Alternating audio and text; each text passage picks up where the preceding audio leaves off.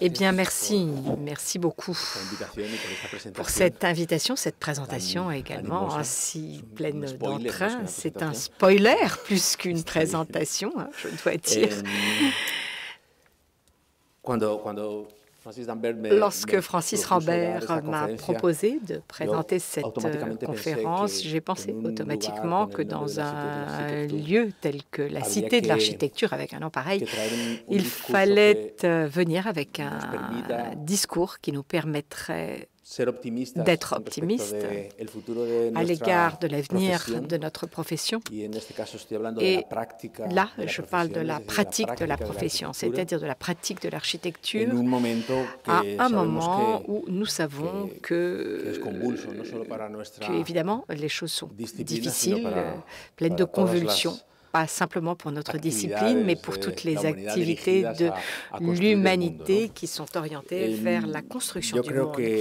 Je crois que pendant de nombreuses années, nous avons parlé, ou je parle en fait, de la transformation de l'architecture ou de la crise de l'architecture. Je ne voudrais pas utiliser le terme de crise d'un point de vue pessimiste, mais l'utiliser clairement en me rapportant à son étymologie réelle qui veut dire changement.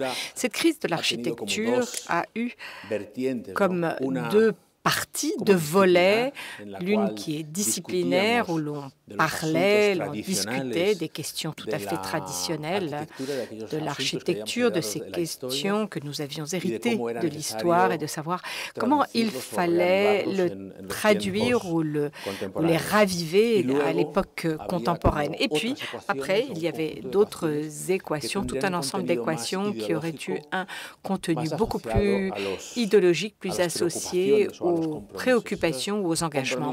Et ces engagements, aujourd'hui, nous savons très bien lesquels ils sont. Nous avons un engagement à l'égard du changement climatique. Nous avons un engagement à l'égard de cette brèche sociale qui a finalement été à l'origine de toutes ces pratiques abusives sur toute la planète. Et nous avons également une préoccupation à l'égard de la croissance, du développement des villes et de leur capacité ou de leur incapacité à pouvoir continuer à absorber pas seulement des populations, mais également des problématiques de tous ordres. Je crois qu'aujourd'hui, à l'époque contemporaine, c'est qu'il n'y a plus de différence entre ces questions disciplinaires et ces questions que j'ai appelées idéologiques. Et je crois que c'est bien de les appeler idéologiques, mais il y a une sorte de provocation en utilisant cela. Mais pour le dire ainsi, il y a une limite entre ces deux familles d'intérêts, finalement, se sont effacées. Et ce qu'il nous reste à nous, en tant qu'architectes, c'est de voir comment nous pouvons transformer toutes ces questions, et je ne veux même pas les appeler problèmes, les transformer donc en questions de dessin. Nous sommes des architectes, nous faisons des projets, nous dessinons, et ici, il s'agit de voir comment l'architecture peut répondre avec ses instruments de dessin à cette question qui se pose finalement. C'est-à-dire que la question serait de savoir comment transformer les inquiétudes qui traversent le présent en des décisions d'architecture au-delà de la figuration, de l'image, de la tectonique qui ont été si importantes et qui continueront certainement d'être toujours aussi importantes pour nous tous. C'est-à-dire comment faire en sorte que les slogans qui se répètent chaque jour dans tous les domaines et dans tous les domaines des sciences également transforment l'architecture en un service utile, en un service nécessaire, sans pour autant renoncer à ces principes disciplinaires. C'est-à-dire comment parvenir à faire ce mélange de pragmatisme et de poésie qui nous permet de faire face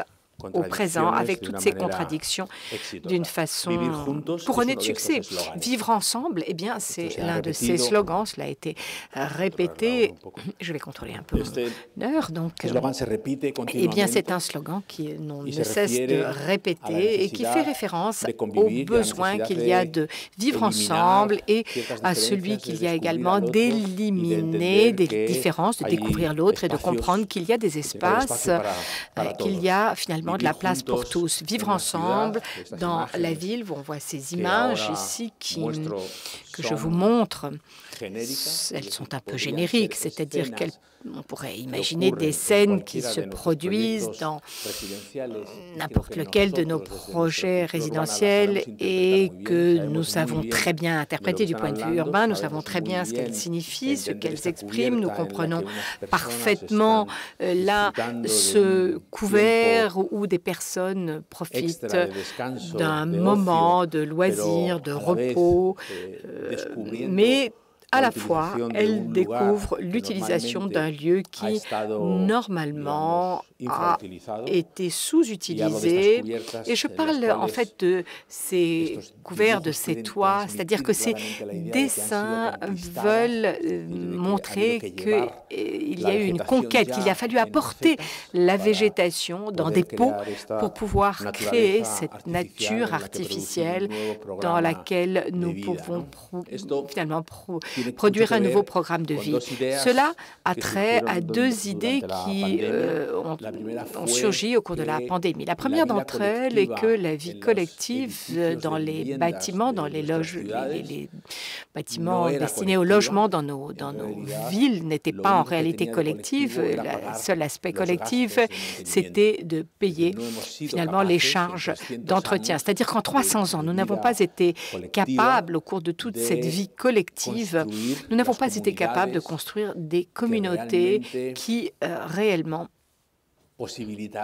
permettent qui ait permis cette façon de construire des logements tout en habitant ensemble. Nous ne l'avons pas considéré comme étant nécessaire ou nous ne l'avons pas vu suffisamment à temps, mais désormais je crois que oui, nous savons très bien voir ce jardin intérieur ici. Ce cas-ci, c'est à Casablanca. Il est public et privé à la fois. Il est ouvert aux personnes du reste de la ville, mais il est surtout destiné aux personnes qui habitent là, qui en profitent. On n'a pas besoin de le clôturer, de le fermer pour en tirer tout le parti. Et l'autre idée, justement, en parlant de finalement ces toits plats, ces couvertures, on voulait comprendre pourquoi on voulait qu'elles soient plats, justement, ces toits, pas simplement pour pouvoir y placer des machines et des cheminées, pour pouvoir, n'est-ce pas, profiter de cette grande réussite technique, de la permission technique, mais avoir finalement des logements collectifs, tout comme l'unité de logement de Marseille l'avait permis à son époque. Elle n'avait pas été finalement, on n'en avait pas tiré suffisamment profit comme on aurait pu le faire. Ou ces espaces qui ont été multipliés au sein des logements, qui créent cet espace intermédiaire entre le domaine de ce qui est domestique et la ville, en faisant que ces édifices deviennent de réels observateurs végétaux, des atalaïs, n'est-ce pas, qui permettent de voir. Donc ici, on voit un vestibule d'un bâtiment, bâtiment de logement que nous avons construit à Marseille où cohabitent des personnes qui bénéficient d'une protection sociale et puis également des logements destinés au marché. C'est probablement l'un des premiers cas où il n'y a eu aucune ségrégation, aucune différence entre les escaliers, les ascenseurs, ni dans la qualité des logements qui sont proposés entre les groupes, et la cohabitation a été totale et elle est tout à fait bénéfique. Ce sont des logements qui se trouvent à Marseille où il faut lutter contre le Mistral et son énorme pouvoir destructeur, on pourrait dire, mais en même temps, il y a cette problématique qui vient du lieu qui a les plus belles perspectives, là où il y a le meilleur ensoleillement. Donc ces terrasses ont des mécanismes qui nous permettent de contrôler le rapport que l'on veut avoir, ces éléments de la climatologie climatologie en produisant ainsi un lieu intermédiaire, comme je le disais auparavant, entre l'intérieur et l'extérieur. Et ce lieu, cet espace, eh bien, il se trouve dans tous les logements, parce qu'il y a également dans ces lieux des espaces collectifs comme ce salon destiné aux enfants où l'on peut jouer, où l'on peut travailler ou pour organiser des fêtes, c'est-à-dire des lieux où on peut se retrouver. Ce sont des bâtiments, des immeubles qui sont inscrits. Il y a ici 3 volumes. Ils sont inscrits dans un master plan de Ybrion qui a différentes règles du jeu qui sont très intéressantes et qui obligent à réaliser certains mouvements, notamment en matière de volume, tectonique, lorsque l'on dépasse certaines dimensions. Et nous avons joué ici de façon très ouverte avec ces règles, de sorte que lorsque il a fallu se retrancher, eh bien, nous nous sommes retranchés, et quand il a fallu styliser ces bâtiments, eh bien, finalement, cela ne nous gênait pas parce que l'on comprenait que se créaient ainsi ces terrasses communautaires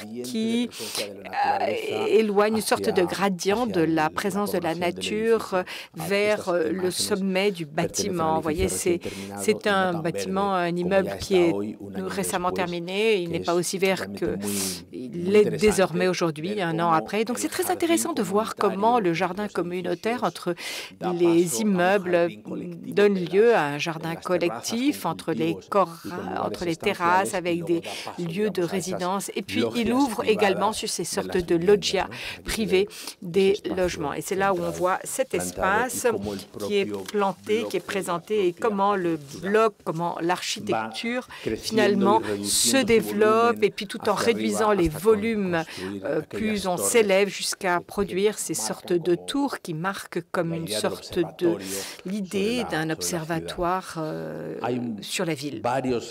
Donc il y a différentes ressources architectoniques de ce type. Lorsque nous parlons du rapport avec le climat ou avec la nature, à quoi fait-on référence? Parce que nous n'avons pas réussi à surmonter ce modèle de la terrasse, parce qu'il faut donner un nom à chaque chose et tout doit correspondre à quelque chose que l'on connaît déjà, plutôt que de pouvoir avoir des espaces, des lieux qui sont indéterminés. Et tout dépendra de la fantaisie, de l'imagination des personnes qui les utiliseront, n'est-ce pas? Et voilà, c'est là où l'on a ces espaces communs dans les différents étages supérieurs, où ces pièces extérieures qui ont des proportions dans leur hauteur, comme si elles étaient à l'intérieur, mais elles sont ouvertes et qui, pendant la journée, pendant l'année, auront d'autres usages très différents et des relations également très particulières avec toutes ces questions qui sont si importantes à Marseille, notamment du point de vue de la climatologie, mais également, voilà, j'ose l'appeler une sorte d'esthétique, n'est-ce pas, pour essayer de dissoudre le bâtiment, essayer de ne pas faire en sorte qu'il soit exactement pareil partout. Nous avions un budget très limité et donc il faut tirer parti de ces restrictions, de ces difficultés pour parvenir à avoir une architecture qui soit adaptée, qui soit correcte, en tout cas dans le cadre de sa définition parfaite. Et dans ce sens-là, eh bien, je crois que j'ai préféré peut-être avoir des dépenses dans des lieux, notamment les façades où c'était plus nécessaire, et puis laisser d'autres aspects plus peut-être plus brut, presque inachevé. Et il y a là une sorte de manifeste, n'est-ce pas, quant à la nécessité de changer notre idée à l'égard de ce qui est qualitatif, l'idée de la perfection. Parfois, eh bien, tout cela repose sur des équations qui sont trop visuelles ou trop photogéniques. Et il faut alors apprendre ou partir du principe que il y a d'autres ressources, peut-être plus étranges, plus métissées, plus complexes, qui nous permettent de provoquer une certaine surprise et pourquoi pas une sorte d'identité ou de singularité, de sorte que les personnes qui vivent dans ce lieu, qui vivent dans cet immeuble sont très conscients qu'elles vivent dans un bâtiment qui est très différent des autres finalement. C'est une sorte de différence qui donne son caractère de transcendance et aujourd'hui on peut obtenir ce caractère grâce, on ne peut plus l'obtenir grâce à finalement des dépenses excessives dans des façades ou avec des façades vulgaires comme on l'a fait pendant de nombreuses années. Il faut travailler sur des intérieurs qui soient suffisamment aimables, harmonieux. Et l'heure n'est pas à faire des dépenses superfétatoires sur des aspects extérieurs. Voilà, ici on a une image extrêmement simple, la cuisine qui est clairement le centre d'une maison, d'un logement. C'est le centre de gravité qui est en relation avec un moment ludique, la terrasse qui rappelle l'idée d'un bain de soleil ou d'un bon petit déjeuner. La cuisine n'est plus le lieu où l'on punit les femmes pour qu'elles y soient de façon permanente. Non, c'est un lieu ouvert, très vaste, qui permet de convoquer des réunions finalement, d'avoir des échanges, des conversations, des moments de la vie quotidienne. Ça peut être même le centre qui alors qu'à un moment donné c'était la télévision, mais aujourd'hui ça s'est un peu déplacé vers la cuisine. Il y a les enfants qui cuisinent, les hommes cuisinent et ils donnent cette image c'est une image qui n'appartient pas au projet de Marseille, c'est un projet à Barcelone qui également en appelle aux usagers, aux utilisateurs. Ici, ce sont des logements destinés, évidemment, ce sont des logements sociaux. Et donc, on entre dans ces maisons par ce patio. Il y a une réminiscence d'architecture vernaculaire avec des matériaux connus qui sont utilisés de façon surprenante. Ici, bien sûr, c'est un bâtiment qui a un intérieur fait de galeries qui ne représente pas une édificabilité énorme et qui nous permet donc de faire des logements assez grand, mais à l'extérieur, on a cet aspect très pragmatique, c'est-à-dire une seule fenêtre, un seul détail, une seule persienne, un seul matériau, le quoi permet d'obtenir ce volume qui n'a pas autour de soi, qui n'a aucun élément de référence, il n'a pas de contexte qui soit marqué par des architectures voisines dans lesquelles il puisse s'inscrire, parce que c'est une périphérie qui est terriblement banale, à la limite d'une population, ou plus exactement un lieu qui s'appelle Sant Boi, à côté de Barcelone, à côté d'une zone industrielle, et c'est la raison pour laquelle le bâtiment cherche à avoir cette sorte de rotondité, on pourrait dire, ou plus exactement de s'imposer cette tranquillité, cette sérénité. Mais à l'intérieur, il y a toute une série d'opérations d'extraction, de circulation qui le transforment en quelque chose qui est beaucoup plus riche, beaucoup plus divers, beaucoup plus intéressant finalement, avec toutes ces galeries, avec ces circulations. Donc je passe ces photos très très rapidement.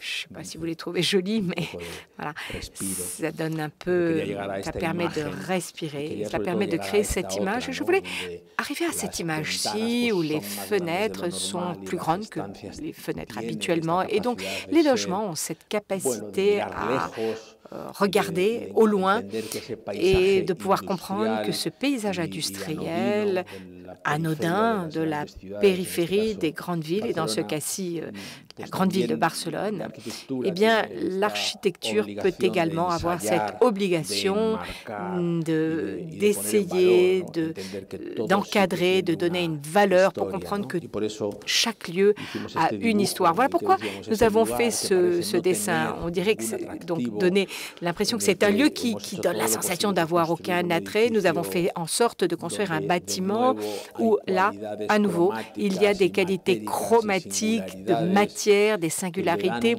qui lui donnent un caractère qui permettent de construire une sorte d'identité, la fierté d'habiter dans ce lieu Et ce qui est certain, c'est qu'il se trouve à 20 minutes en bicyclette de l'aéroport de Barcelone, c'est-à-dire que peut-être qu'il est largement périphérique, mais il peut avoir des avantages que d'autres lieux n'ont pas. Se trouver à une demi-heure, on arrive à la plage et en quelques minutes, on peut se promener dans les jardins auprès des pistes de l'aéroport de Barcelone et évidemment se rendre dans le centre historique de la ville de Barcelone. C'est-à-dire que sa centralité est différente à celle que l'on a l'habitude d'avoir, qui est la plus habituelle, n'est-ce pas? Donc, ce bâtiment qui a été réalisé il y a environ 2 ans est un de ceux que je préfère, je dois dire.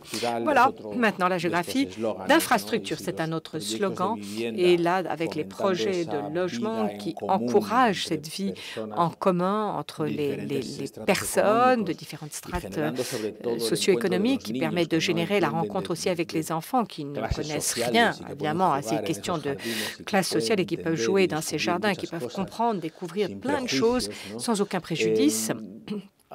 Eh bien, apparaît donc ce nouveau concept qui est lié à cette crise de la ville dont je parlais au début.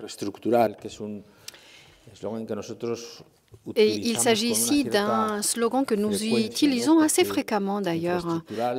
On parle d'infrastructure ou infrastructurelle et le dictionnaire nous dit que c'est ce qui garantit le fonctionnement de quelque chose. Et la géographie, c'est la science qui décrit la Terre. C'est-à-dire, géographie infrastructurelle, ce serait un petit peu comme la science qui décrit le fonctionnement de la Terre ou ce qui rend possible le fonctionnement de la Terre. Ici, nous avons un schéma de Santiago de Compostela. Le train est arrivé il y a 100 ans à Saint-Jacques-de-Compostelle, à Santiago de Compostela en espagnol, et le train ne pouvait pas monter jusqu'en haut de la ville depuis les plaines. Et donc, il s'est trouvé en fait 10 mètres en dessous du centre historique. Et il y a un mur qui a été construit, un talus qui a été construit et qui finalement n'a pas résisté à la croissance de la ville. Qu'est-ce que ça veut dire? Cela veut dire que tout ce qui s'est passé pendant 10 ans au sud des voies ferrées était un petit peu laissé de côté, était marginal, était déconnecté du centre. Alors ça a eu un côté positif, on a pu préserver certaines valeurs naturelles. Aujourd'hui, on a les réserves du fleuve. C'est vrai qu'il y a un endroit qui est magnifique. Cet endroit, on ne pouvait pas y aller parce qu'il fallait traverser les voies ferrées et ce n'était pas facile à faire.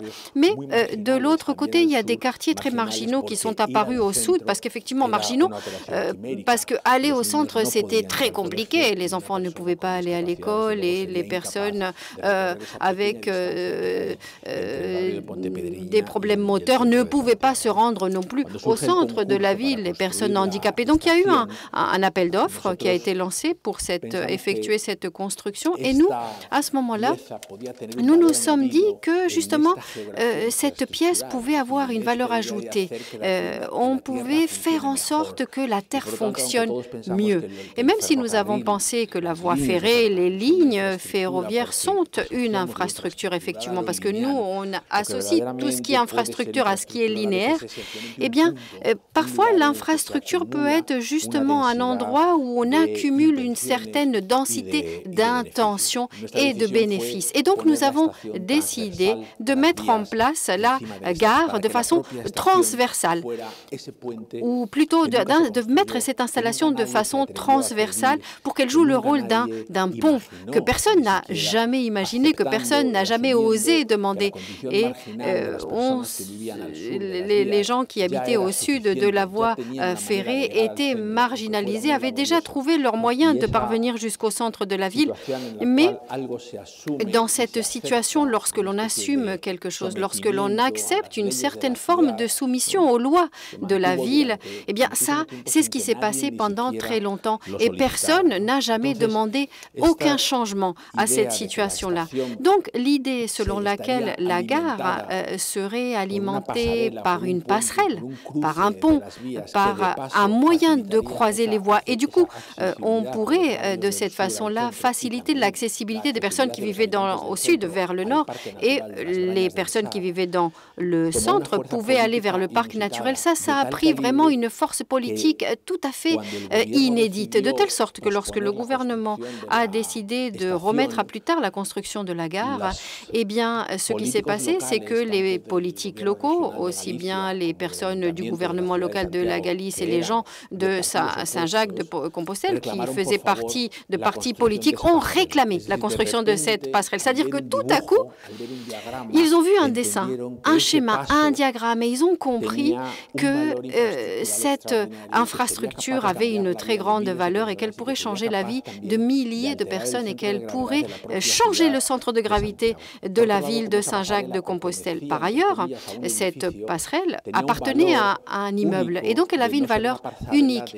Il ne s'agissait pas d'une passerelle de 2 mètres qui peut mettre les gens dans une situation de danger ou que l'on peut considérer comme trop faible ou que l'on ne va pas vouloir emprunter la nuit ou que les personnes âgées ne vont pas vouloir emprunter. Mais cette passerelle, elle était surveillée, couverte, protégée donc. Et donc, on a construit ici l'expression d'un rêve collectif, un rêve de nombreuses personnes qui aspiraient justement à voir quelque chose comme ça. Des personnes qui apprécient cette infrastructure qui a une couleur un peu provocatrice, un petit peu, c'est une couleur un peu verdâtre, comme les panneaux de l'immeuble à Samboy. Il y a une valeur ajoutée qui est apportée ici. C'est agréable, ça a un côté affectueux, aimable pour les gens. C'est la ville pour tous. Et donc cette passerelle, qui doit respecter une série de prérequis, d'exigences fonctionnelles dans lesquelles je ne vais pas entrer maintenant, eh bien peut-être que la charge finalement, cette charge de la présence et d'expressivité est supérieure à ce que l'on pourrait imaginer. C'est une porte, c'est un croisement, c'est un moyen de connexion, c'est une infrastructure qui, d'ailleurs, s'est construite avec des systèmes techniques très sophistiqués, très avancés. Et dans ce cas, cette passerelle va faire ensuite partie d'une grande station, d'une gare qui était déjà en construction. Mais cette passerelle nous montre l'importance de ce projet. Ces piliers pèsent énormément de tonnes et ils doivent être installés entre 11 heures la nuit et 6 heures du matin, alors qu'il n'y a pas de trafic. Et donc, il y a des opérations qui sont réalisées. Ce sont des opérations extrêmement précises.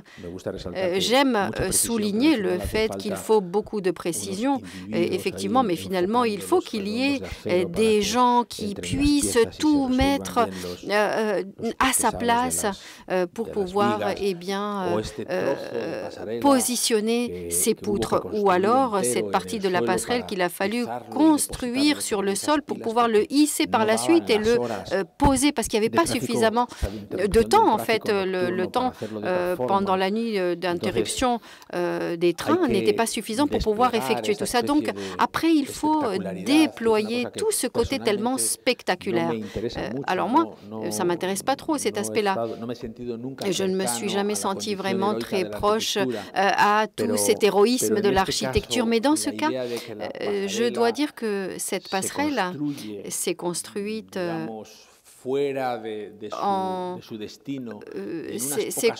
en très peu d'heures. D'un coup, on a une passerelle. Et quelques jours après toutes ces opérations, les gens peuvent commencer à pratiquer la passerelle, à passer par cette passerelle. J'aime bien cette image où l'on voit ce technicien qui arrive, ce grutier qui arrive donc sur le chantier et qui connaît parfaitement bien son travail, qui est très, spécialisé. Donc il arrive ici avec sa grue, il arrive comme Mick Jagger qui on remet sa guitare qui est déjà accordée. Lui, c'est pareil. Hilary, c'est le Mick Jagger des grues en Espagne. Voilà. Donc, nous voyons ici cette passerelle qui a été inaugurée. Donc, un jour, on voit le jour de l'inauguration de cette passerelle et les gens passent par cette passerelle de façon tout à fait naturelle, comme si ils avaient traversé cette passerelle depuis toujours. Et on voit ici des gens qui, en pleine pandémie, vont vers les différents parcs et on a l'impression que c'est la première fois de leur vie qu'ils traversent cet endroit. On voit ici ces enfants. Il y avait la presse qui demandait aux enfants s'ils aimaient cette passerelle et les enfants disaient « c'est super, je vais pouvoir aller à l'école en 8 minutes sans que mon papa, ma maman m'emmènent à l'école ». Il y a autre chose qui est vraiment réconfortant, c'est la quantité de personnes à mobilité réduite. On voit énormément de personnes handicapées en fauteuil roulant qui ont traversé cette passerelle et qui ont vraiment salué et célébré cette nouvelle infrastructure ou cette nouvelle géographie, parce qu'il y a effectivement une nouvelle géographie que l'on met en valeur ici. Il y a quelque chose qui n'existait pas auparavant et qui existe maintenant. Et je ne veux pas parler de la passerelle, mais tout ce que cette passerelle mobilise et tout ce que l'on voit depuis cette passerelle. Et la vie quotidienne de toutes ces personnes a véritablement changé, a été révolutionnée. Alors ici, nous voyons comment nous transformons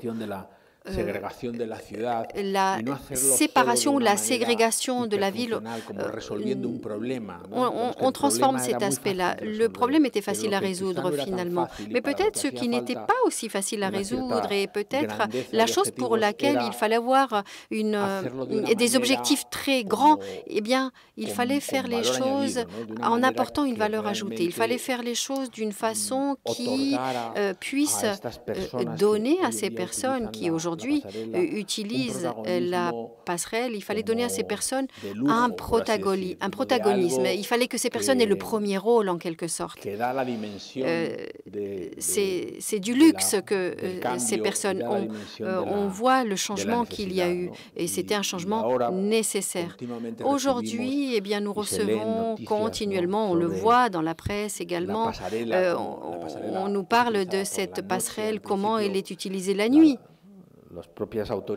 Les autorités administratives pensaient qu'il fallait fermer cette passerelle la nuit parce que ça allait devenir un endroit dangereux. Eh bien, c'est tout le contraire.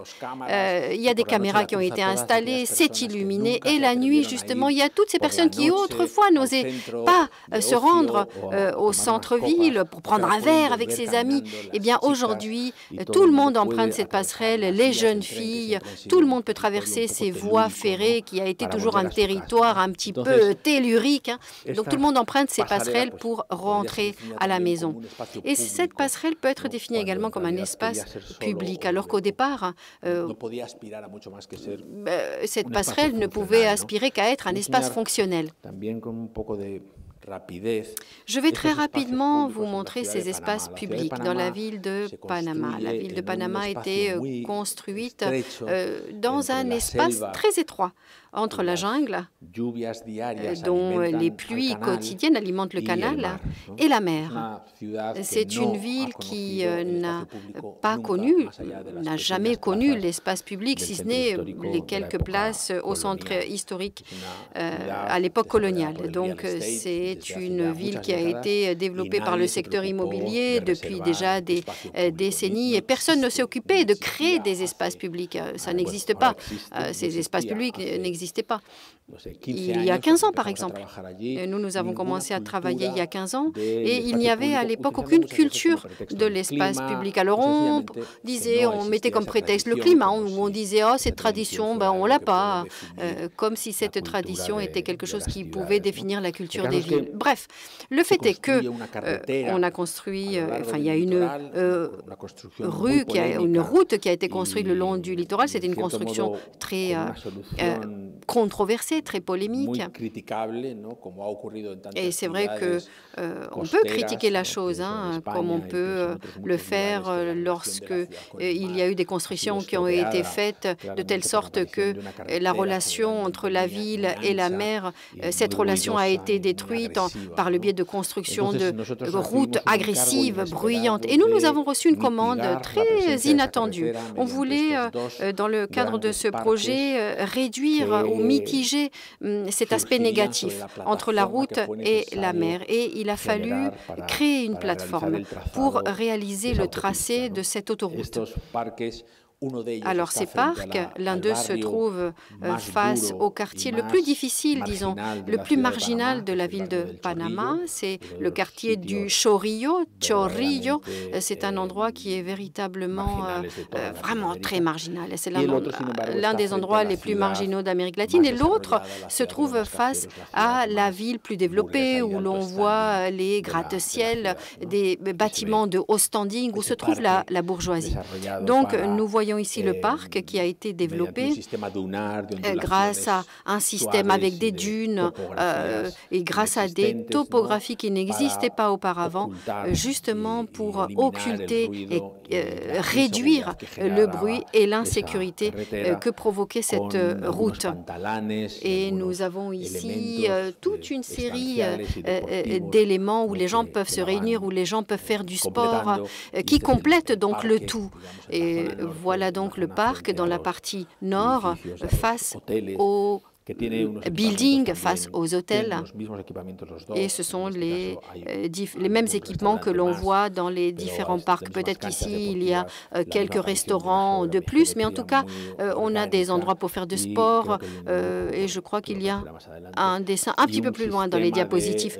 Et nous avons un système d'occupation de l'espace qui est très indéfini. Ce que je veux dire par là, c'est que l'on n'indique pas exactement ce que vous devez faire dans chaque endroit. C'est-à-dire vous avez des grands parvis, vous avez beaucoup de végétation, vous avez beaucoup d'espace pour faire du sport et finalement, eh bien, ce que vous avez, c'est de l'espace. Ce n'est pas de l'espace avec des gens qui vous disent continuellement ce que vous devez faire ici ou là, c'est plutôt un espace expansif dans cette ville. Alors nous avons eu des réunions que nous avons tenues avec les leaders des différents groupes de ce quartier, El Chorrillo. Je veux parler de leaders, de personnes, de fonctionnaires avec lesquels nous avons pu dialoguer. Et donc, il y a eu un dialogue qui s'est établi entre les parties les plus conflictuelles de ce quartier et l'administration. Ces personnes-là voulaient de l'espace. Les personnes de ces quartiers nous disaient qu'ils n'avaient pas besoin d'espace pour faire du sport, mais qu'ils avaient besoin d'avoir de la place. Parce que finalement, toutes les fictions, toutes les violences sont dues à l'absence d'espace où les gens peuvent se divertir, où les gens peuvent se promener, des endroits où les gens n'entrent pas en conflit entre les bandes, les gangs, les groupes, des groupes de tout type, n'est-ce pas, qui génèrent justement ces situations d'agressivité et de violence. Et ça, c'est pratiquement le premier dessin que nous avons effectué. Nous voyons ici un endroit où l'on peut être assis, où on peut s'allonger, où on peut improviser un pique-nique. C'est un endroit où l'on peut jouer au foot. Et c'est véritablement les gens qui vont donner une utilisation, qui vont donner forme, qui vont donner un contenu à ce parc qui est aujourd'hui beaucoup plus développé, disons, que ce que nous voyons dans les photos. Et c'est véritablement un verger plein de vie. Il y a ce système de pergolas qui sont vraiment exclusives et qui, comme je le disais tout à l'heure, elles ont leur propre signature, leur propre identité. Elles donnent cette identité à ces lieux où on peut aller se promener l'après-midi, le week-end. On peut aller profiter du coucher du soleil. Ce sont des parcs qui sont très fréquentés, effectivement. Et ce qui est extraordinaire, c'est que c'est un endroit qui, ma foi, tout le monde pensait que ça allait être vandalisé, que ça allait être abîmé. Tout le monde pensait que ça allait être un endroit peu sûr et que ça n'allait pas permettre cette cohabitation, cette convivialité entre les gens. Or, nous voyons ici aussi des gens de tous âges, des jeunes, des vieux, des filles, des enfants avec leurs bébés, leurs chiens, qui, du coup, oublient pendant quelques instants qu'ils vivent, qu'ils habitent dans un espace ou dans un quartier compliqué, agressif. Et peut-être que cet espace public est justement parvenu à ça, à générer une certaine culture de la convivialité et du respect. Nous voyons donc ici des images de ce parc qui se trouve dans cette zone un petit peu violente. L'un des moments les plus brillants de ce projet, c'est lorsque tout à la fin, eh bien, nous avons décidé de construire ce skate park. Cet endroit est le seul qui existe, j'ai envie de dire, dans le pays pratiquement, et c'est le parc pour faire du skateboard le plus important d'Amérique centrale. Tous les enfants, les gens, les fans de skate veulent venir ici. Les enfants de la ville, de familles plus aisées, s'ils veulent pratiquer leur sport préféré, il faut qu'ils aillent dans ce quartier El Chorrillo et justement, eh bien, passer du temps avec des enfants, des jeunes issus de familles moins favorisées, disons. Et vraiment, cet espace a eu la capacité d'agglutiner, de regrouper des gens d'horizons différents. Et le circuit pour faire du jogging connecte les deux parcs de telle sorte qu'il y a beaucoup de personnes qui autrefois n'avaient jamais fait du jogging, et bien maintenant elles partent faire du jogging, elles parcourent toute la ville depuis l'endroit le plus humble, le plus défavorisé à l'endroit le plus riche, et il y a des rencontres de femmes qui s'est produit. Ça a été vraiment passionnant, c'était vraiment très émouvant. Il y avait des femmes qui autrefois, de par leur physique ou leur santé, ont appris qu'il y avait cet endroit pour faire du jogging, et ces femmes ont mis en place des clubs, des rituels, des réunions, des célébrations, des événements ludiques. Et du coup, tous ces événements peuvent unir des gens qui n'ont pas grand-chose en commun. Mais alors maintenant, nous allons nous arrêter quelques instants et parler de durabilité, parce qu'il semblerait qu'on y soit un petit peu obligé. Et puis également parce que j'ai la conviction que notre architecture, qui génère dans ces processus de construction l'effet de serre sur la planète, n'a pas seulement une responsabilité, mais aussi une possibilité de se redéfinir dans ses conditions, dans ses ambitions, dans son esthétique également. On ne va pas le dire, n'est-ce pas? Et puis dans son implication au regard de la société. Si à un moment donné, on a pensé que l'architecture aurait préféré s'installer sur des territoires qui surprennent et qui fascinent, dans l'idée de s'éloigner des personnes. Je crois que l'effet de la durabilité ou la préoccupation pour le changement climatique permet que l'architecture rétablisse des conversations qui n'auraient pas dû être interrompues. Voilà donc un projet dans la ville de Bogota, en Colombie, qui est un centre de conférence que nous avons redéfini dès le premier jour, dès le concours, et nous l'avons redéfini en tant que centre d'événements sociaux, pas comme un lieu de conférence où 5000 dentistes vont venir, ils ne vont jamais rentrer dans la ville parce que l'hôtel se trouve tout à côté, et puis pendant quelques jours ils sont réunis, ils n'ont aucune interaction avec la ville, mais en même temps, c'est un lieu où les locaux ne vont jamais parce qu'il ne s'y produit jamais rien qui intéresse les locaux au-delà de ces congrès, ces conférences. Donc en 2010-2011, quand le concours a été lancé, quand il a été décidé, en tout cas en Espagne, nous nous trouvions dans une situation... Le centre de conférence était... Ce centre de conférence, en tout cas en Espagne, était dans un abandon total parce que les centres de conférences qui ont des auditoriums un peu inclinés avec des scènes aussi peu équipées comme celui-ci ne servent finalement qu'à faire des conférences et à organiser des congrès. Et on ne peut finalement rien y organiser d'autre. Donc, lorsque les congrès ont fini par disparaître à l'issue de la crise de 2008, eh bien, ces bâtiments ne servaient plus à rien. Donc, en pensant à cette nouvelle situation, eh bien, ce que nous avons fait, c'est dire plusieurs choses. D'abord, dire qu'un centre de conférence doit servir à plusieurs choses. Il y a beaucoup d'activités à réaliser.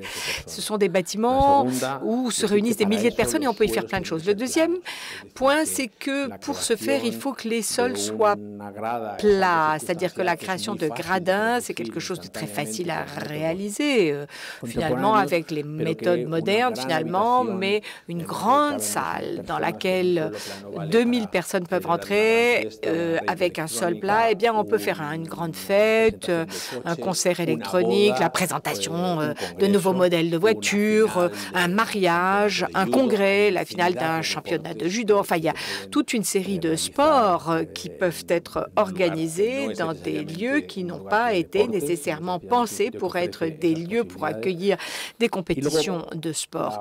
Et puis, ensuite, l'autre décision que l'on a prise, c'était rejoindre les empiler, les auditoriums qui n'étaient plus des auditoriums, ces grandes salles, finalement, les empiler dans une construction verticale qui contredit complètement les règles de l'orthodoxie des centres de conférence qui doivent être plats, très horizontaux pour pouvoir finalement faire entrer des marchandises, des personnes, etc. Donc ici, eh bien, nous avons fait en sorte que cela soit empilé pour qu'autour il y ait un parc public. Et puis, c'est un centre de conférence qui va être visité par tous les habitants de Bogota parce que ça sera un centre de congrès, mais aussi un lieu où on va organiser des conférences et des concerts. Donc, il a 81 mètres par 81, c'est-à-dire ce sont les plans d'implantation de quartiers, d'îlots de la ville historique de Bogota. Ce sont les îlots. Et en Colombie, c'est comme si l'on apportait à la périphérie un fragment du centre, comme une pierre fondatrice de la ville. En même temps, toutes les différentes salles dans ce développement vertical, on génère ainsi, on crée des sortes d'observatoires qui s'adressent au cadre écologique à la ville de Bogota. Tout Bogotan, tout habitant de Bogota, sait qu'il y a ce qu'on appelle les cerros, c'est-à-dire les collines, il y a le centre historique, la savane, et puis il y a différentes sources en allant vers l'aéroport. Et donc, en pensant à l'idée que ceux qui se rendent aux conférences n'ont pas d'interaction avec la ville, cela leur permet finalement de comprendre, de découvrir cette géographie, ces quatre écologies qui sont réellement la marque de la ville de Bogota. Et pour ce faire, donc, on a créé une immense atrium à partir duquel il est très facile de comprendre comment fonctionne le bâtiment, où je veux aller, comment je peux y arriver, de sorte que cela devient une sorte d'énorme place intérieure, un espace public qui est à intégrer à l'intérieur du bâtiment. Mais nous avons vu, et je voulais insister sur l'aspect de ce bâtiment, sur son aspect de durabilité, mais également m'insister sur l'aspect du travail collectif, c'est-à-dire que la durabilité qui exige la participation de beaucoup d'experts, ceux qui calculent les résistances, les installations, la programmation, les experts en système de construction, et il faut que tout le monde s'asseye autour de la même table. Dès le premier jour, c'est plus d'une centaine de personnes qui sont intervenues. Daniel Bermúdez et ses enfants du bureau local de Bogota qui ont collaboré très étroitement avec notre cabinet dès l'appel d'offres, dès le concours et puis dans sa réalisation. C'est-à-dire que dans ce diagramme, l'architecte ne se trouve pas sur le fait de la pyramide en considérant que tout le reste, ce sont des subsidiaires, tous ceux qui participent au travail, mais il est là d'un côté en sachant qu'il sait être le protagonisme quand c'est son rôle, quand c'est le moment, et puis il sait à la fois céder l'espace aux autres experts. Voilà, ici on voit tous ces experts qui permettent d'avoir ces unions qui, dès le départ, permettent d'avoir des situations comme celle-ci. Ceci, c'est une sorte de dessin à 8 mains, où l'on peut voir la structure, les différentes circulations des installations, la façade également. Et puis, ce que l'on voit, c'est surtout l'intérêt que nous avons porté, nous les architectes, dès le départ du projet, qui était d'essayer de tirer parti des conditions climatologiques qui sont très singulières dans la ville de Bogota pour construire un bâtiment qui n'ait pas besoin de climatisation. C'est-à-dire qu'en Colombie, où il n'y a jamais eu d'air conditionné, de climatisation au cours des dernières années. Il y a une sorte de mythologie de la qualité qui est apparue ou qui impose de vivre avec de la climatisation. Probablement que le changement climatique y a contribué parce qu'il est fait de plus en plus froid et à la fois de plus en plus chaud. Mais nous ne voulions pas céder à cette situation et nous voulions créer ce bâtiment comme une grande expérience pour démontrer que la ventilation naturelle est tout à fait pertinente dans des bâtiments où se retrouvent beaucoup de personnes et où il y a une chaleur latente très importante. Donc, au cours de ces échanges avec les ingénieurs, eh bien, est apparue cette obsession, on pourrait dire, et cette décision. Et instantanément, lorsque les calculateurs nous disent que nous n'allons pas être capables de faire une ventilation naturelle du bâtiment parce qu'il a de telles dimensions et il sera prêt à accueillir tant de personnes à son intérieur qu'il faudrait donc finalement avoir des dalles qui seraient jusqu'à 3 mètres de large pour que l'air circule. Donc ça, soudain, c'est une idée qui devient très attrayante. Comme on se dit, mais finalement, il y a une présence technique très importante de ce bâtiment. On se dit que finalement, cela offre d'énormes possibilités et il apparaît comme ceux qui calculent les structures, dans ce cas-ci, c'est BOMA, qui nous disent que si nous avons 3 mètres d'épaisseur, bon, finalement, c'était que 2, donc on retire tous les piliers du bâtiment. C'est-à-dire qu'à ce moment-là, le bâtiment finit par être une sorte de construction que si l'on avait voulu qu'elle soit un ensemble de salles neutres qui soient empilées, désormais, elles deviennent une sorte des pièces aux dimensions très généreuses qui ne sont obstruées par aucune structure et qui sont ventilées naturellement grâce à des perforations dans le sol et au plafond.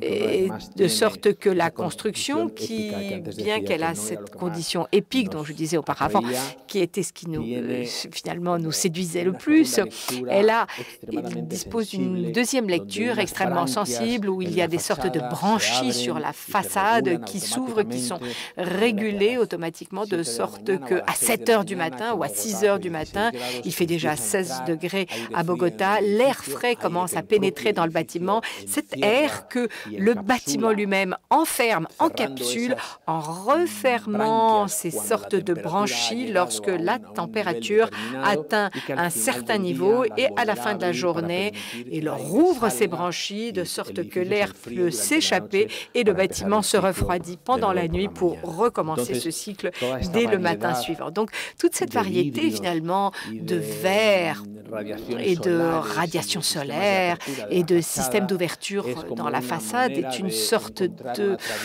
façon de trouver une traduction comme une sorte de langage qui, à mon sens, c'est inutile d'expliquer, mais qui, en même temps, eh bien, on aime imaginer que tout dans cet étrange, finalement, échiquier de jeu qui sont les façades de ce bâtiment répondent à ces exigences, ce qu'il faut que j'ouvre et que je ferme pour essayer de maintenir, finalement, l'ensemble du bâtiment dans un parfait état thermique. Ce qui signifie également qu'il y a une conception holistique dans laquelle des installations, des verres, de la transparence, des structures jouent ensemble, interagissent. Tout ce dessin là pour vous expliquer comment cette nouveauté côté d'un espace intermédiaire, d'un sol qui est extrêmement large d'épaisseur, donc des personnes peuvent accueillir des personnes et peut accueillir en même temps d'autres utilisations, outre cette lente circulation de l'air du matin. Et voilà ici un étage de l'un de ces étages intermédiaires où l'on peut voir les montants et les diagonales des fermes qui les traversent pour réduire ainsi les piliers au minimum. Donc ici, il a 8 à 10 mètres et il y a des lumières de 40 mètres, des espaces, une distance de 40 mètres, n'est-ce pas? Donc dans des coins, on peut installer même des cuisines ou même des zones de stockage. Ici, c'est un peu comme à Marseille, où la construction, nous avons pris cette décision d'élaborer avec une attention, en portant une attention au détail, certains lieux du bâtiment qui sont à la portée de la main et du corps des personnes, mais lorsque l'architecture s'éloigne, on entre dans ces sortes d'espaces où on n'a pas besoin que ça soit complètement fini, achevé, ou que l'on n'a pas besoin de continuer à avancer dans des détails, dans des finitions, des concepts qui semblent désormais obsolètes, c'est-à-dire on n'a pas besoin de peaufiner. On voit comment finalement ces dalles de sol sont importantes et comment le bâtiment se développe finalement, et il a cet aspect où le plafond est pratiquement industriel, et puis on a des balustrades qui sont très tactiques, n'est-ce pas? Voilà, ici une simulation, on a une je ne vais pas la mettre, mais on le voit, bon, voilà, cela permet de voir comment la circulation se produit. C'est la description de l'évolution de la température et les mouvements à l'intérieur du bâtiment tout au long de 24 heures du jour. Ici, nous voyons très clairement cet aspect industriel et pratiquement hyper technique des lieux qui ne sont pas accessibles pour la main ou le corps, mais néanmoins, elles ont été traitées avec vraiment beaucoup de tendresse, toute cette condition un peu tactile des matériaux dans toutes ces zones qui ont lieu, les circulations, tous ces accès où on prend les choses avec la main, les lieux où on peut se déplacer. Là, on voit à nouveau des diagrammes où l'on explique comment la température qui est en bas est froide et en haut, elle a commencé déjà à chauffer vers midi, et puis comment nous avons dû découvrir, réinterpréter et donner du contenu à des éléments de construction qui avaient de telles dimensions qu'il ne suffisait pas de les laisser ou de les accepter. À notre avis, il fallait les doter également d'un sens particulier, leur donner une fonctionnalité. Vous voyez toutes ces images ici, tout ce travail qui a été fait, et en fin de compte, ce qu'ils traduisent, ce qu'ils trahissent, c'est que le bâtiment est produit avec se produit essentiellement en traduisant en architecture, en traduisant dans l'espace, dans la matérialité, en traduisant par la perception et la proportion des exigences et des conséquences qui ont une origine éminemment technique, n'est-ce pas? C'est-à-dire que, bien que j'ai insisté sur le fait que je préfère ne pas les expliquer, c'est-à-dire que je préfère ne pas donner, ne pas octroyer tant d'importance à tout l'aspect technique, mais en revanche insister sur le fait que dans toutes ces décisions de construction et dans toutes ces décisions architecturales et dans toutes ces décisions disciplinaires, il y a un certain raisonnement qui est issu de situations très spécialisées, très particulières.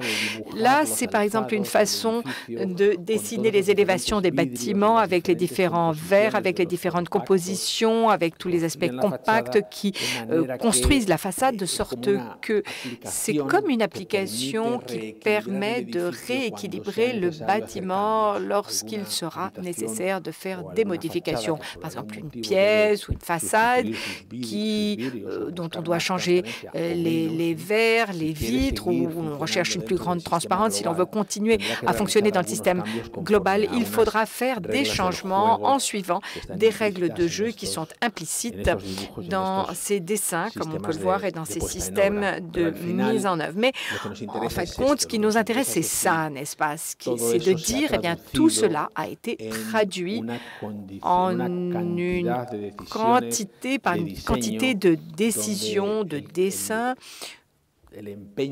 où l'insistance qui a été placée dans la composition de ces façades n'évite en aucun cas leur aspect technique, le côté expert. Et donc, en fin de compte, on a produit ce diagramme où on voit comment le bâtiment, tout son ensemble, finalement, affecte les conditions climatiques et affecte la ville et tout son environnement.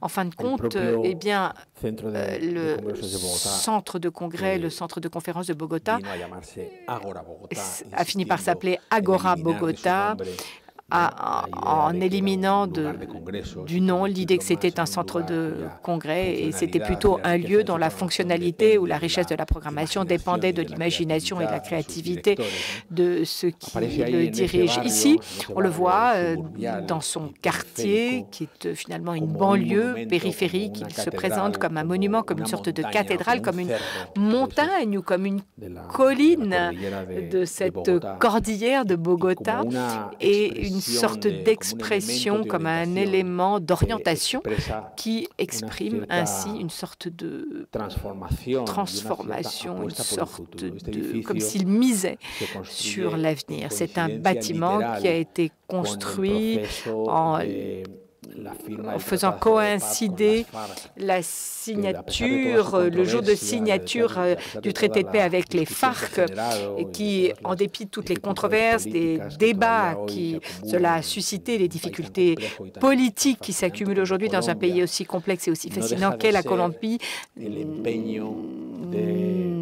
n'est rien d'autre que l'acharnement d'un pays pour essayer de retrouver la paix, de retrouver le chemin de la paix. Et le bâtiment qui a été inauguré par le président du gouvernement, justement, a été utilisé comme faisant partie d'une campagne de transformation de cette idée même de la sécurité au sein du pays. C'est-à-dire que 10 ans avant la construction de ce bâtiment, personne n'aurait eu l'idée d'organiser un congrès de dentistes, comme je disais, à Bogota, parce que ça ne semblait pas que c'était un lieu où quiconque avait envie d'aller. Et néanmoins, aujourd'hui, ce sont des congrès qui ont lieu de façon continuelle, parce que le bâtiment a justement représenté très clairement cette nouvelle réalité politique et sociale. Et je voudrais maintenant terminer par une visite au musée Munch avec ce slogan « Institution transparente ». Nous sommes habitués à entendre dire que les institutions se définissent elles-mêmes comme transparentes, comme inclusives, comme engagées du point de vue social. Mais finalement, on n'arrive pas à comprendre pourquoi, au-delà de ces déclarations, ces manifestes, ces programmations, pourquoi les institutions eh bien, disent être quelque chose et on ne penserait pas a priori que l'architecture peut permettre cela, peut rendre possible cela. Alors, le musée Munch est un bâtiment qui se trouve à Oslo, qui a été construit dans cette ville pour justement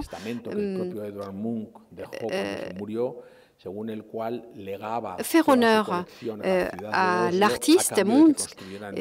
Il allait léguer toutes ses œuvres à condition que la ville construise un musée pour accueillir ses œuvres.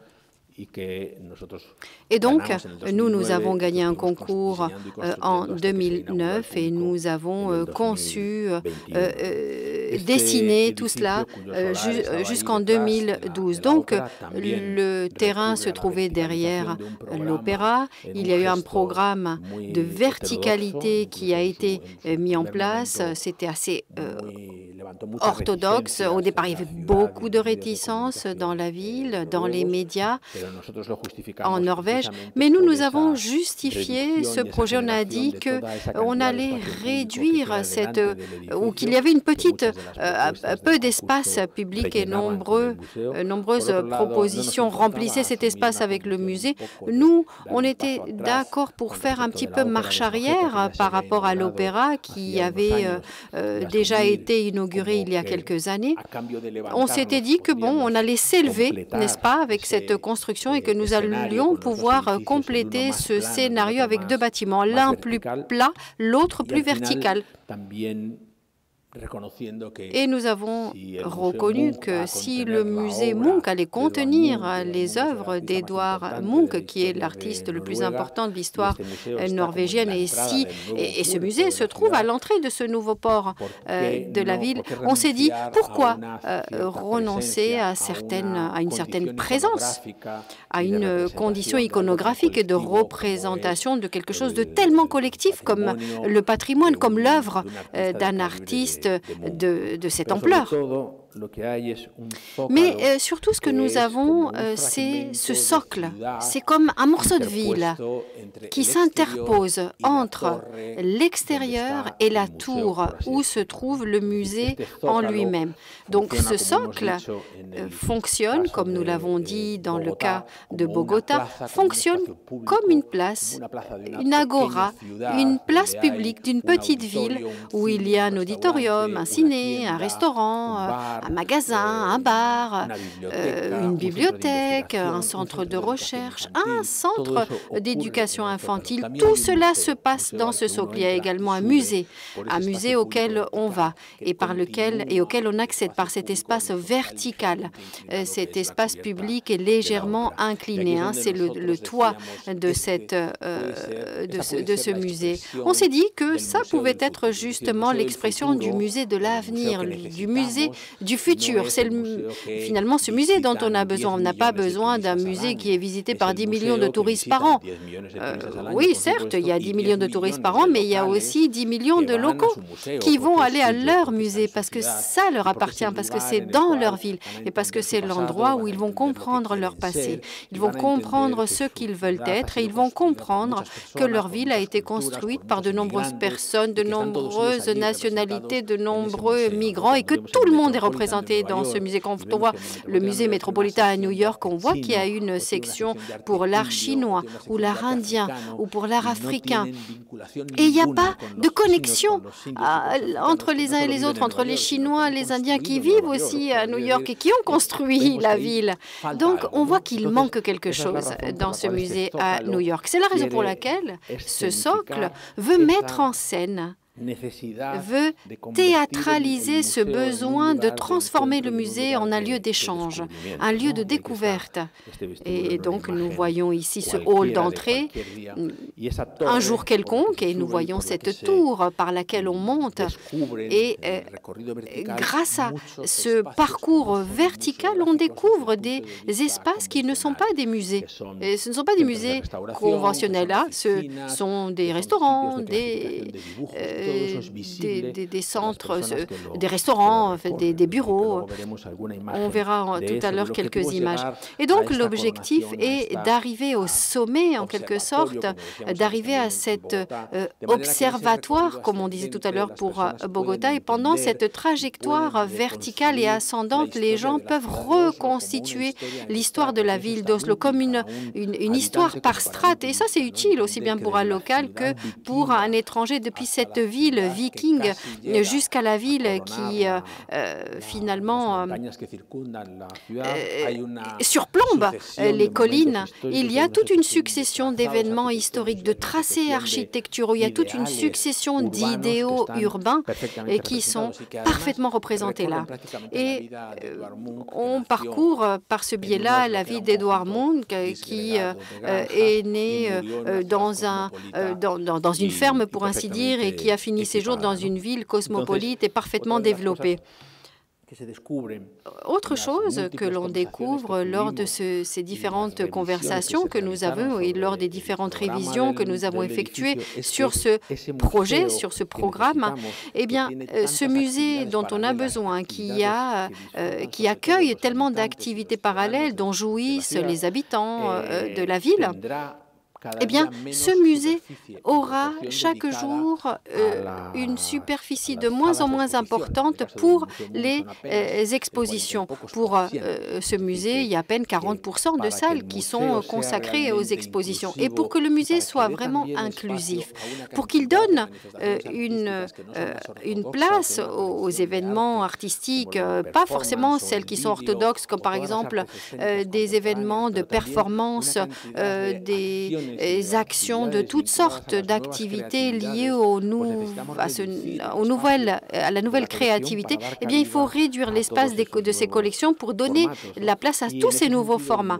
Et c'est dans ce sens que le musée Munch est un musée d'art contemporain, certes, c'est un musée qui a cette collection, qui est un grand trésor pour pouvoir ensuite mettre en place une programmation qui va permettre la mise en place de différents événements du XXIe siècle. Tout ce que nous voyons ici en blanc dans ce dessin ne représente pas les expositions. Ce musée se base sur un noyau vertical interne qui est utilisé par les employés, par le personnel du musée. Et c'est un parcours donc vertical. Et il y a deux salles, une de 300, l'autre de 650 mètres. Et c'est comme cela qu'est organisé le bâtiment. Il faut sortir des salles pour accéder à la plateforme d'accès, passer au niveau supérieur, sortir, etc. De cette façon-là, il y a quelque chose de tout à fait nouveau. Ce n'est pas un musée dans lequel on entre et on passe 6 heures à regarder des choses, des œuvres d'art, et on s'enivre en quelque sorte d'art, n'est-ce pas? Tous les 1000 mètres, il faut sortir et prendre une bouffée d'air frais et pour pouvoir après revenir dans ce musée et se remettre se connecter de nouveau avec l'art. Et ça, c'est assez fatigant finalement quand on a une telle présence d'art.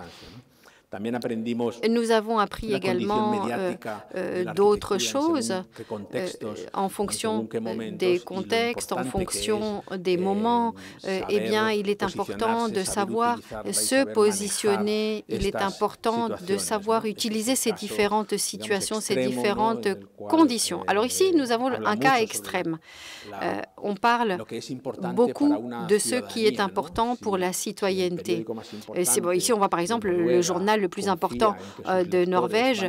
Il se dit, tiens, les Norvégiens vont connaître le nom de ce personnage parce que c'est l'architecte qui va construire le musée Munch. Et ça veut dire qu'il y a une inquiétude, qu'il y a des préoccupations. Ça veut dire que les gens parlent de ça. Et c'est vrai que dans le cas de la Norvège et dans le cas de sa culture très démocratique, c'est vrai qu'il y a toute une série de processus démocratiques, processus pendant lesquels ça peut être compliqué pour les architectes, mais c'est vraiment une culture admirable. C'est une culture où il y a un dialogue. C'est une culture où l'on dit qu'il faut d'abord écouter avant de convaincre. Et il faut mettre en place des processus participatifs tout en comprenant que les décisions qui vont être prises sur la conception, sur le design, j'ai dit que les processus participatifs ne permettent pas de garder intact ton produit, mais c'est un espace où tu vas pouvoir avoir différents apports qui vont te permettre de modifier ton architecture. Tu ne vas pas faire ton architecture tout seul dans ton agence ou dans ton studio.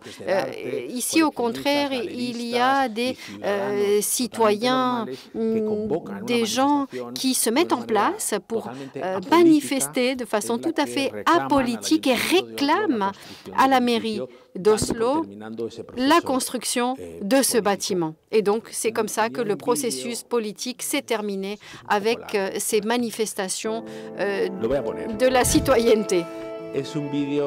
Ici, je veux vous montrer une vidéo dans laquelle on voit un coffrage glissant qui permet la construction en 24 jours du corps du bâtiment. Alors, ce système de construction montre à la ville les systèmes de construction des plateformes pétrolières de la mer du Nord. Et justement, lorsqu'on a fait cette construction, la Norvège a établi une moratoire pour l'extraction du pétrole au niveau des pôles terrestres. Et On aurait pu imaginer qu'il y aurait toute une crise lorsqu'on élimine un marché qui a été tellement puissant pour le pays. On s'est dit que l'on pourrait, dans ce contexte-là, construire certaines architectures tout à fait novatrices. Et ça, c'est le pari que nous avons fait. C'est ce que nous avons offert par le biais de cette transformation de cette structure en béton. On a mis en place ce coffrage glissant qui a été vraiment magique, ce processus, parce qu'en 24 jours, le bâtiment a été construit.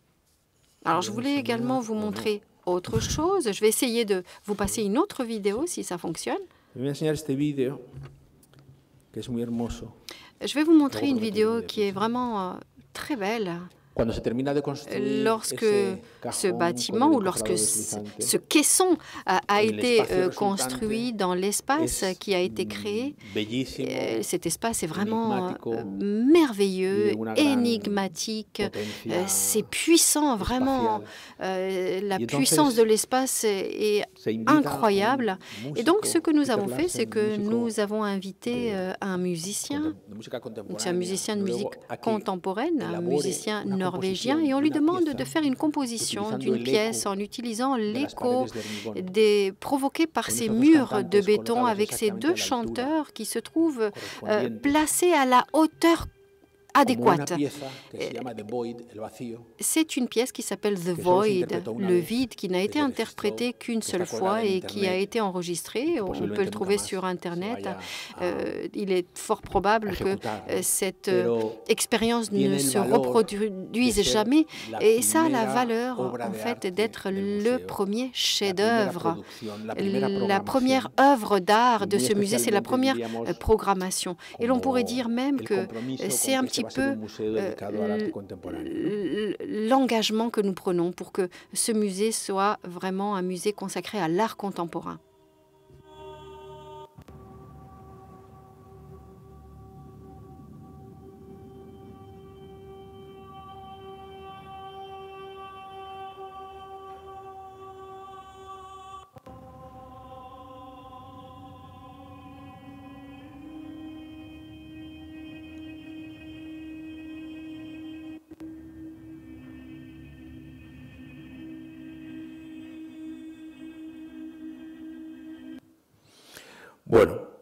Voilà. Ensuite, le bâtiment a été construit. Je vais passer rapidement sur ces diapositives. Et il y a beaucoup d'expérimentations qui ont été faites, beaucoup de tests, beaucoup d'essais, et qui transforment la construction de ce musée en un laboratoire de construction durable grâce à ces lames d'aluminium perforées qui, malgré tout, sont extraordinairement transparents et qui créent ces paysages avec des pixels. Alors, le béton utilisé dans ce coffrage est un béton bas carbone.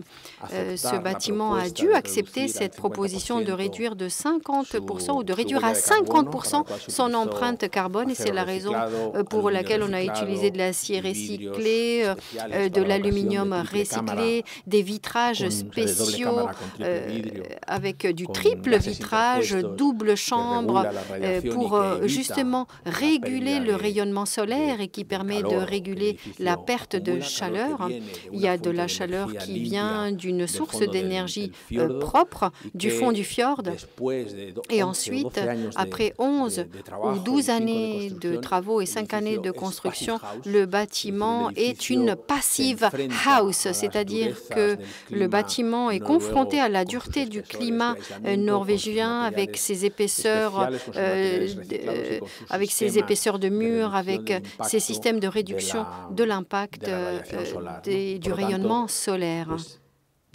Et donc, nous pouvons dire que pendant la pandémie, eh bien, tous ces posts sur Instagram parlent justement d'un bâtiment qui s'intègre dans la ville, qui s'intègre dans la vie de la ville. Et c'est un bâtiment qui n'est pas uniquement pour les touristes, mais qui a une véritable présence. Il y a même un timbre à son effigie. C'est extraordinaire. Et on voit donc l'importance qui est octroyée à ce bâtiment. Et on voit Alan Park avec Hans Zimmer qui réalise ici un clip vidéo. Pendant la pandémie, ça a été fait, ça. C'est pas Alan Parker, c'est Alan Walker. Et donc ici, on voyage. Il y a l'enregistrement de cet enregistrement qui a été fait dans le bâtiment. Le bâtiment avait déjà été fini, mais il n'avait pas encore été inauguré. Et donc, il est transformé en symbole d'espoir. Et c'est le 21 octobre 2021 que le musée a été inauguré. Et de la même, à l'instar de la passerelle de Saint-Jacques-de-Compostelle, eh bien, la ville accueille les bras ouverts ce bâtiment comme s'il avait été là toute la vie. Il s'intègre parfaitement dans cette vie de tous les jours. Et c'est un petit peu ce que finalement la ville et l'architecture veulent. Ici, nous avons une photo de l'équipe pendant ce projet. C'est le projet le plus ambitieux que nous ayons fait. C'est notre équipe, c'est notre cabinet. Il y a un esprit de collaboration. Nous avons beaucoup d'intentions, nous avons beaucoup d'engagement, mais je pense que la construction d'une méthode de travail, la construction d'un système pour la prise de décision et l'utilisation de l'architecture pour être dans le monde, eh bien nous avons des collaborateurs qui sont très jeunes, des gens qui sont bien préparés, qui se soucient et qui ont besoin de croire dans l'architecture, de croire que ce que nous faisons est important et que ce que nous faisons construira le monde de demain dans lequel ces jeunes vivront lorsque nous, eh bien, on commencera à partir, à prendre la retraite. Et donc cette image est pour moi la plus importante. Merci beaucoup.